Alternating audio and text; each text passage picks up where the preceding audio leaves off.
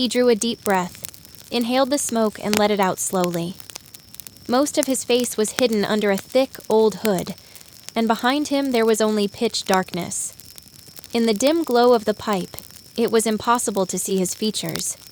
He introduced himself as a bard, yet no one believed him, as his voice was thick and ragged, and we were suspicious that he traveled the dangerous forest alone.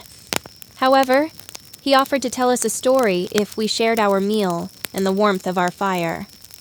We agreed, if only because we couldn't leave this traveler to the cold forest.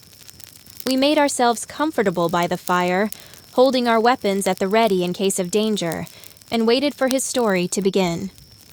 The night was ice cold, and his low, thick voice carried quietly across the mountain as, setting aside his pipe, he opened his mouth and began to speak.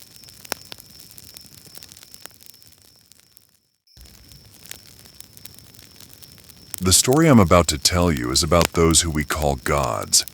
Listen carefully, as this is the true story.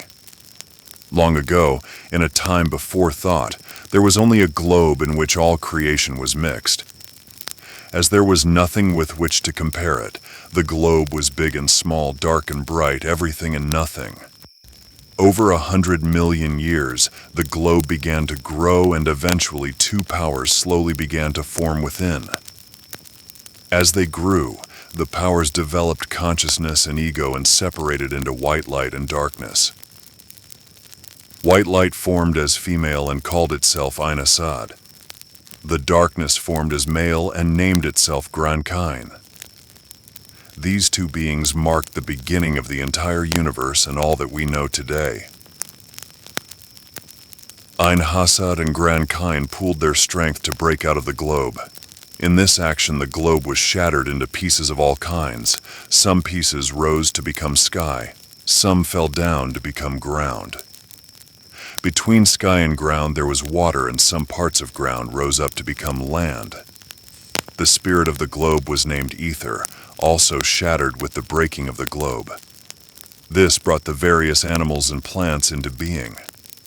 Genesis creature was formed of this spirit, and giants were the best of this kind.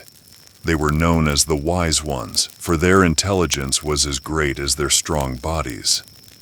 The giants promised to keep faith in Einasad and Grankine, as it was the actions of the two gods that created their life and world. Einasad and Grankine were satisfied with the giants and appointed them to be the masters of all living creatures. This was before death and true paradise existed. Einasad and Grankine gave birth to many godchildren between them. The first 5 of these children were empowered with the authority of the earth. The eldest daughter, Shailen, was in charge of water. The eldest son, Paagrio, controlled the fire, and the second daughter, Maffer, controlled the land. The second son, Saiha, became master of the wind. For the youngest, Eva, there were no elements remaining, so she created poems and music. While the other gods were busy with their responsibilities, Eva wrote poems and serenaded them with music. And thus the era of the gods began, and there existed no place on earth unknown to the gods.